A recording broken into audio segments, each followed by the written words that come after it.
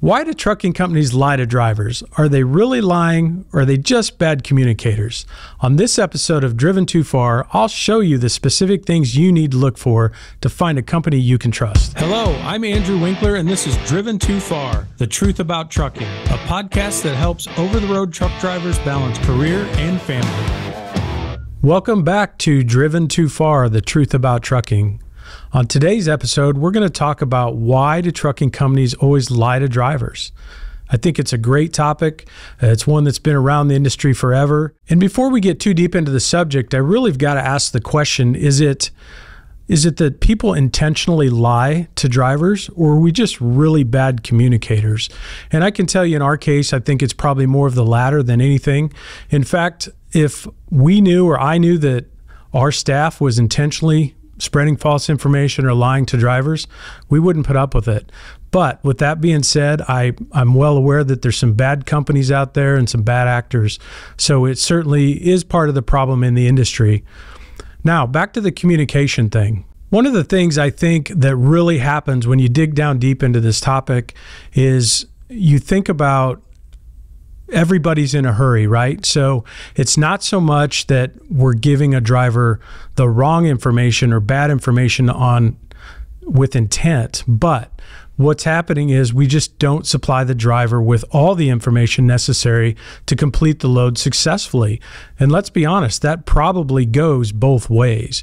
It's not above a driver to give some false feedback to the office at times as well. When you think about a driver's late for a delivery and we need to let the customer know what happened with the service incident. And what does the driver tell us? Are they telling us the truth? Well, I hope so. I hope we've established that kind of trust in relationship with our drivers. But we all know that at times people make up convenient information or excuses. If I'm looking at a new trucking company, how do I investigate that trucking company's character? Because they're really good in the marketing side of things to put up some flashy pictures of really pretty trucks, big numbers as far as the paydays. So how do I know what I'm getting in bed with if I'm a driver in search of a new job? Is this company reputable, or is this just part of their marketing scheme to get you in the door and get you seated in orientation? One of the things you can definitely do in today's age as a driver is you think about the reviews that are out there online. They're all over the place when you think about Google, social media type reviews. There seems to be no shortage of people willing to put out negative comments about their experience with this or that. So social and the Google things are really a good avenue for yourself when you're doing your research on the company to see if it's someone you really want to go to work for. I know in our case, we're fortunate enough to have some really strong Google reviews, and that's unusual. So if you're out there looking at carriers and what drivers are saying about their experience, whether it's in the orientation process or while they're working for the trucking company, if you find one that's, above that, let's say 4.5 stars or something like that, it's almost like you found a unicorn in the industry, because it's certainly hard to get your reviews up above that and keep them up there. So they're doing something right. If the Google reviews are strong, you're probably in the right place.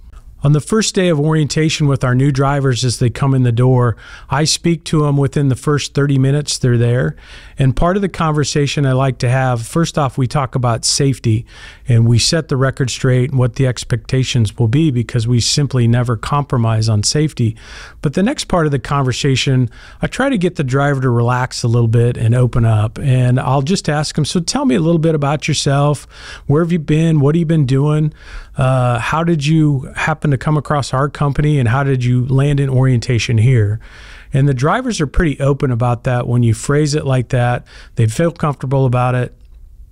They will inevitably end up telling you about some of their past experiences at other carriers, and it almost never fails. Somebody will say something about, they lied to me, or they didn't follow through on this type of thing. So when you dig down a little bit deeper in the conversation with the driver, again, I don't feel like companies are probably out there intentionally lying. I think they're just really bad communicators.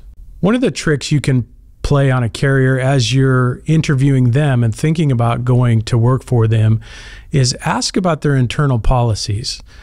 And what I mean about that is it'll tell you a lot about the character of that particular trucking company. So one of the things I would suggest you do is ask about a layover policy or maybe a breakdown policy, and just see what the recruiter says, how they respond to that. And it's probably going to go down a couple different paths. The first one is, well, we have a policy that says you need to be broke down for 24 or 48 hours before we can pay you as a driver. And that's definitely a red flag. When you think about it, I can't think of too many things that are more unfair in the industry. Let's look at the situation. You're driving the truck. You have some kind of mechanical failure that is not your fault. You're stuck in a truck stop or next to a shop for 24, 48 hours before they can even look at you. And here you're not getting paid because the wheels aren't turning. If that carrier, that company is not willing to step up and take care of you in that situation, you might be working for the wrong company. One of the other things you can do while you're talking to the recruiters is they may have laid out a really attractive plan for you. They're going to pay you X cents a mile to come drive for them. They're promising you home time. They're promising you big miles, big fancy new truck, and all those things. But one of the things I would ask of the recruiter is, are they willing to put that in writing for you? And they absolutely should. I've heard a driver comment that the offer in writing was over 3 pages long, and they says, I've never seen anything like that before. Well, it's important to get the details in there. So not only are we going to touch on the basic things about what's your base pay, when do your benefits start, how much are they going to be, there should be things in there like your home time agreement, how many miles are they going to try to get you each week, holidays off, what kind of truck, what about your orientation start date, where do you go to orientation, is it paid for, how much is it paid, who's paying for the room, the board, the rental cars to get you to orientation. So all those things should be lined out and in writing. And if the carrier's not willing to give that to you in writing, that's probably another red flag. So here's just kind of a recap of what we talked about on this episode. We're trying to figure out if trucking companies intentionally lie to us or if they're just really bad communicators. And if the case is they're a really poor communicator, then there's some things you can do as a driver to help them through that process. The first is ask about their policies. Make sure you understand what they're willing to do for their drivers. And if they're willing to put it in writing, go out and look at the reviews on the internet. What are other drivers saying about their experience with this particular carrier?